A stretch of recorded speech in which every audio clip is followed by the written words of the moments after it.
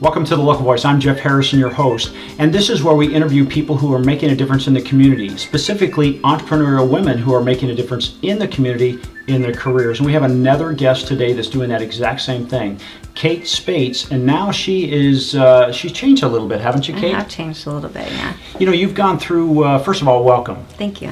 You know, Kate, we like to start out to kind of start off the process, because what we found is when people are successful, there's something in their life that almost it acts like a rudder, and a lot of times it's a success quote. Do you have your favorite success quote that when things are not right, you go back to? Sure, yeah. I actually have a few, but one that's kind of resonating right now is Abraham Lincoln.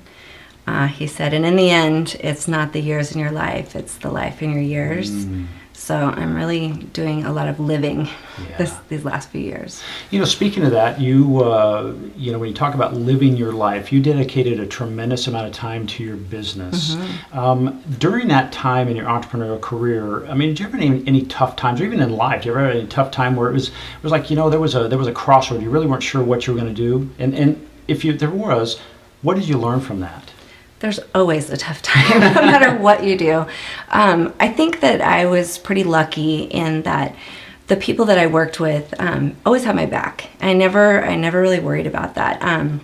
So when something would break or something we would be late on something, I was surrounded by people who cared, you know, almost as much as me.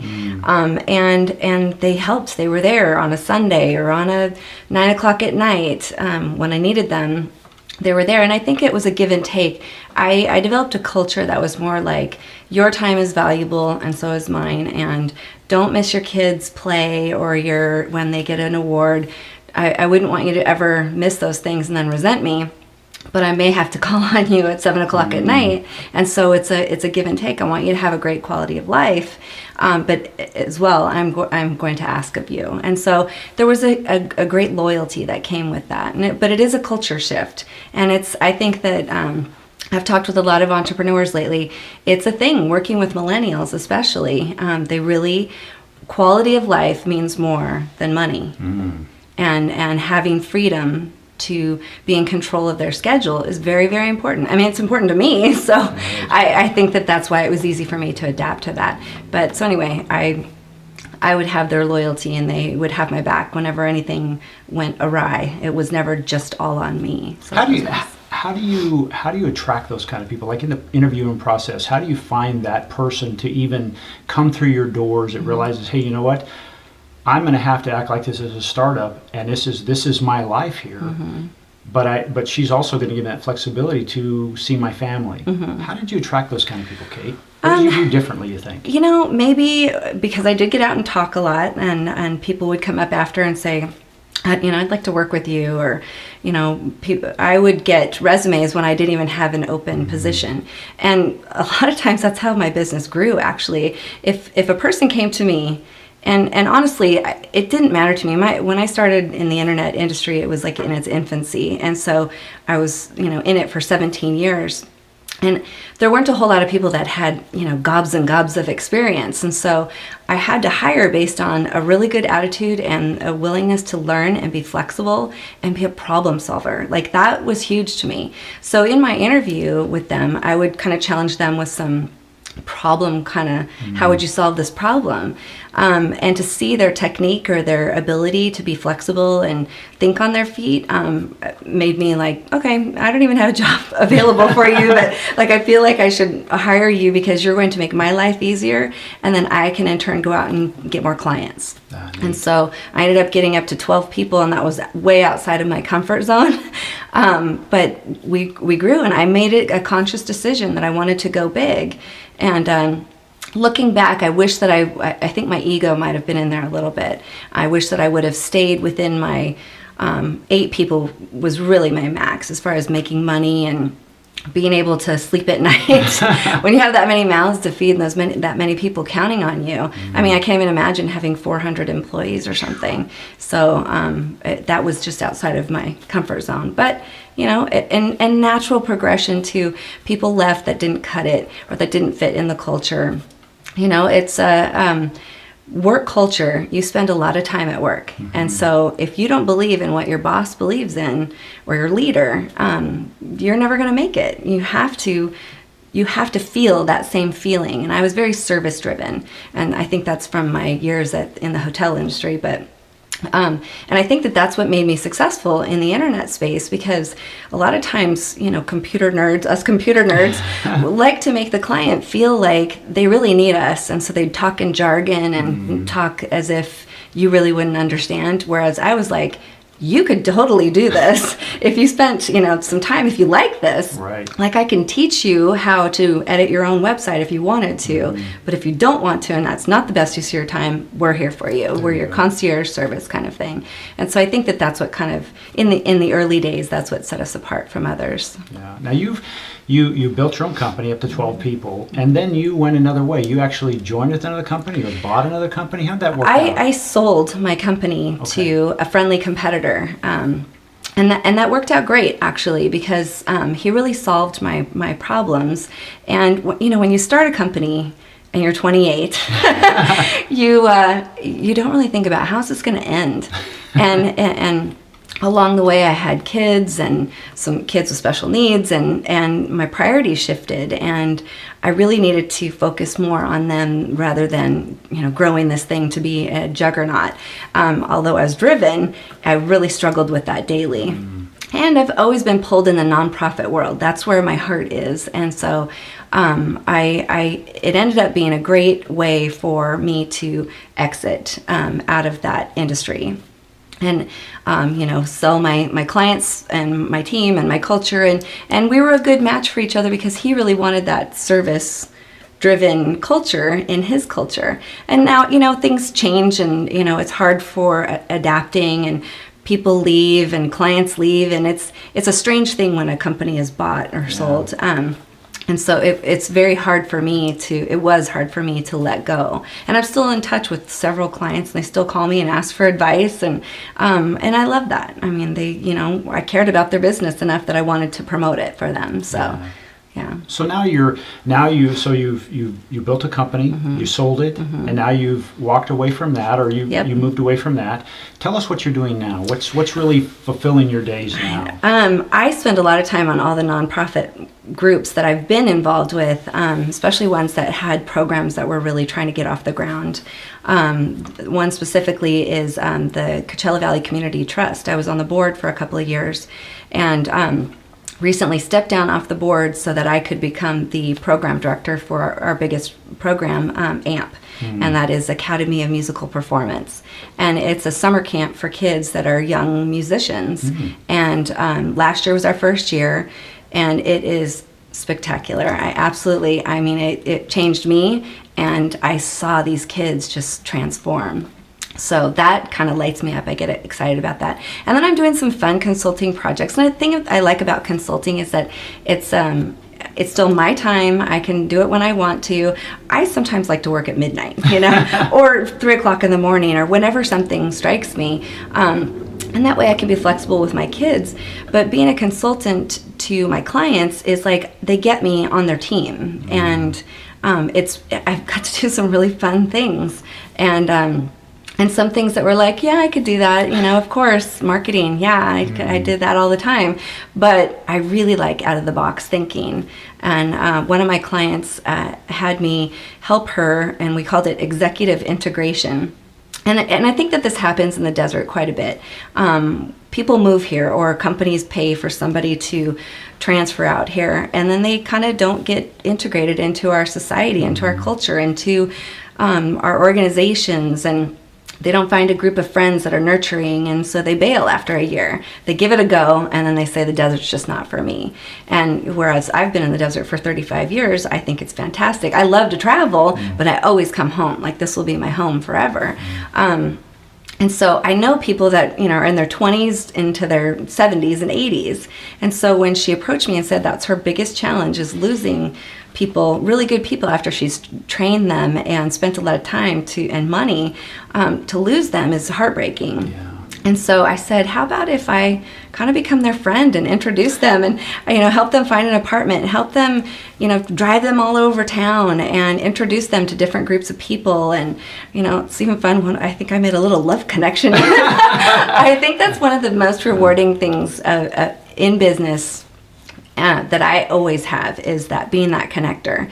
When I can find somebody a roommate, find somebody a job, connect somebody, I get so much gratitude out and so much excitement out of that part. So this whole executive integration thing is kind of fun. And I've only done it for the one client, but there's been other people that are like, I would totally hire you for that. Like, who doesn't want to hang out with Kate Spates? I'm like, all right, that sounds fun. Well, there's a common thread there, Kate, and that's that whole thing about relationships. You talked about it when how to attract the right employee and build that culture, that relationship culture, and then you're doing exactly the same thing now through the with AMP and also through these consulting things. If you had to give a piece of advice to someone just starting out, what exactly would it be? And it doesn't have to be necessarily a consultant, but in their business. There's one of these young millennials just starting out in the world. What would be one thing you'd say, hey, this is something you want to be aware of, and caution, maybe a pitfall to look out for? For me, it was finding out my own weaknesses and filling my team up with people that make those weaknesses whole. So I never felt like, with my team, I was as strong as I could be. If by myself, I could only do so much because I knew I had these weaknesses, whether they were technical or whether they were hot buttons that made me, ticked off and or lose my patience. So I would surround myself, and I would tell them to, check yourself, see, what am I so rock star at, and I need to focus on just doing that rather than doing everything. I'm really glad that I taught myself how to code. I'm really glad I taught myself how to edit and create design and all of that. But that was never my talent. And so I could do it, and I got by. I actually even won some awards, but at the end of the day, knowing what I do best and hiring the people to do what I could do, but knowing also how long it takes is helpful. And I could empathize with them when they were given 10 things at once. I'm like, look, I know this is gonna make your day long today, but tomorrow you can take off early or whatever. I would have a greater understanding of what they go through in their job. But I was, at the end of the day, so glad that I was just doing the thing that I was really good at. Yeah. So by surrounding myself with people that can really fill in the gaps where I was weak was probably my greatest success. How difficult, Kate, was that to be honest with yourself, look in the mirror and say, hey, you know what, I can do all these things, but they're probably not my best strengths. How can I, how were you able to really have that honest moment? Because we all hate to think, hey, I really can't do that. Well, yes, I can, but it takes me 14 hours and it takes you 30 minutes, right? How did you do that? Probably the first time I hired somebody that was like 10 times as talented as I was like, oh my gosh, we are going to rock it so much if all they do is do what took me, like you said, so much longer, and I can sell. And so it was easier for me to go, I'm not that good at that. and I don't have a huge ego about myself. I know what I'm good at. I know what I'm not good at. And maybe that's being older, I don't know, but my parents, my trusted advisors have always said to me, you're really, really good at this and you should be in this vein. I'm like, are you trying to tell me I'm not good at that? And it's like, really be honest with yourself and just go, yeah, you can slap that together and make it work, or hire the professionals. And that was kind of my pitch a long time ago. I'd say, especially after people learned how to do their own websites, I would say, sure, you could do your own website, but is that the best use of your time? Like, I could do my own taxes, but that's not the best use of my time. And so you hire professionals to do the things that would take you so much longer to do. And I still maintain that. I can't stand cleaning. I will always hire somebody to clean. And there's nothing better than coming home to a clean house. That's so true. And it resets me and it makes me happy. But if I have to spend a weekend when I'd rather be swimming and playing around with the kids, cleaning, no. Forget about it. So that is money well spent to me. If I think about like, what's my time worth? And I think that's a hard proposition too, is to really say like, what are you worth? By the hour, by the day, whatever. What is your time worth? But I think everybody should kind of have that gauge, because sometimes you spend all your day picking up the pennies on the floor as the dollars are flying out the door. And I don't want to make that mistake anymore. I like I said, I want to live and I want to enjoy, and I'm thankful that I work hard so that I can enjoy the spoils of hiring people to do the stuff that I don't want to do or that I'm not good at. Yeah. Just before I let you go, I want to know, typically anyone we talk to has some kind of a reference or a resource in a book or a saying or a poem that they go back to. Do you have a resource that you go back to, a favorite book? I have a couple. I have a book that my dad gave me like in 1970 something. Now I'm dating myself. It was before I was born. Yeah. And it's called Hope for the Flowers. And it's a really simple book, but inside he wrote to me, I hope you keep this book for a long time, and each time you read it, it'll have different meanings. And it's so true. I mean, I've picked up so many different vibes from it based on what I'm going through at the time. And I've actually given that out to several people. In business, I would say that, and that actually rang true to me in business too, ironically enough. It's about caterpillars turning into butterflies. So, but everyone is a caterpillar at some time, and then they turn into a butterfly when they feel like they've arrived. So it did, and they climb up stacks and stuff, and where are they going, so it does ring true in business. But also a book called Raving Fans was something that I really enjoyed, and I feel like my clients were raving fans, and actually even my team. I felt like we had created these raving fans within my team, and then that attracted the kind of clients that I always wanted to work with. So I think that book was probably a pivotal book in my business life. Kate, do you think that the culture of social media and everything we do online has it had a positive or negative effect if somebody says, hey, I'm just going to build my entire following on Facebook or LinkedIn, and they never really have that true connection, that real, I really met Kate type of thing? It's interesting. When Facebook first started, I was like accepting everyone. Yeah, you could be a client, who knows? And then you get a few creepers here and there that say things here, and you're like, oh, and I was not quick to unfriend because I didn't want to hurt anybody's feelings. I still am not. I'd rather hide somebody or block them or put them in a group that they don't get to see everything that I post. And I think I've been a lot more selective about who I let in my inner circle. And so, I have a bunch of friend requests pending. Sorry for anyone. But I kind of have a rule now, and I learned it from a good friend, that unless I have a face-to-face with somebody, I really don't want to let them in yet.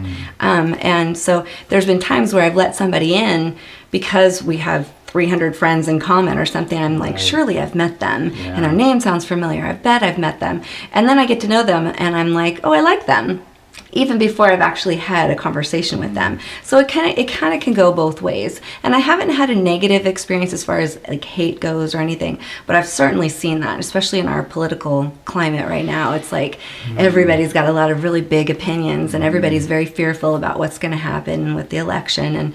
And I get that. I have fears too, but I don't think Facebook is the platform for that, or Twitter, or any of those things. I think it's more for entertainment and sharing, and like, if you go on a fabulous trip, like, post a few pictures so people are like, oh my gosh, I've never saw that place before. I want to go there. But, sometimes it could be you're sitting there going, another picture from the fabulous life of somebody, and so sometimes it's kind of a turnoff, I can see. But I also think that I've never felt more close to people, because when they do share something, like they're going through cancer or something, it's like, oh wow, we need to rally, let's do this. What do you need? I'll bring you dinner, I'll do whatever, take you here or there. So I think it can go both ways. It can be a place for really intense connections, and then it can be a place for like, gosh, this sucks. I friended somebody, and then like we had one conversation, and then I thought, oh, I'm gonna go check out this person, what they're all about. And I went back, and I'm like, it says we're not friends. I was like, oh my god, he unfriended me.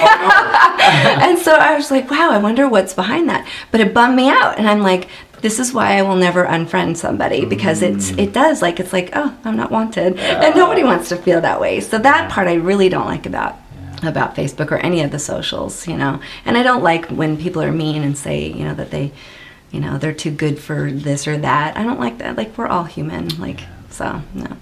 Well, before I let you go, tell us now, if someone were looking for you to help them with consulting, not necessarily marketing, but marketing is okay. Yeah, right? I don't close the door on that.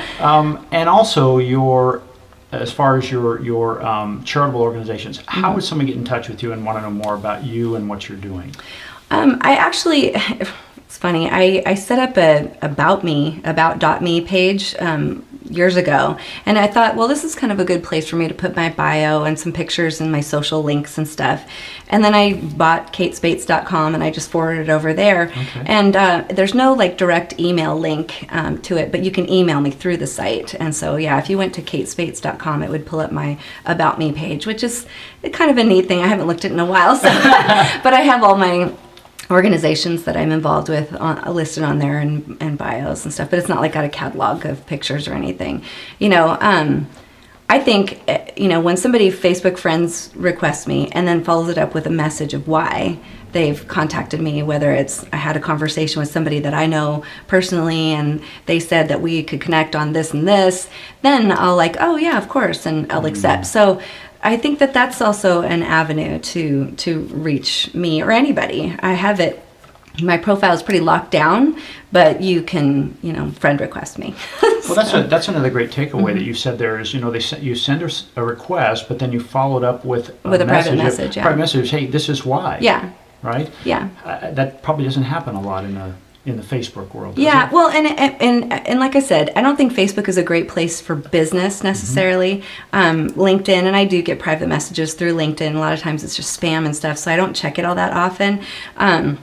But if you want to connect on a personal level, that Facebook is good, I think, and then LinkedIn is good for professional. And then if you know the About Me page, it sends me an email. That's great. So, yeah. Well, Kate, thank you so much for sharing. And thank you for joining us at The Local Voice. I'm Jeff Harrison, where we interview people who are making a difference and contributing back to their society here in the Coachella Valley. Thank you so much. I'm Jeff Harrison. We'll see you again next time.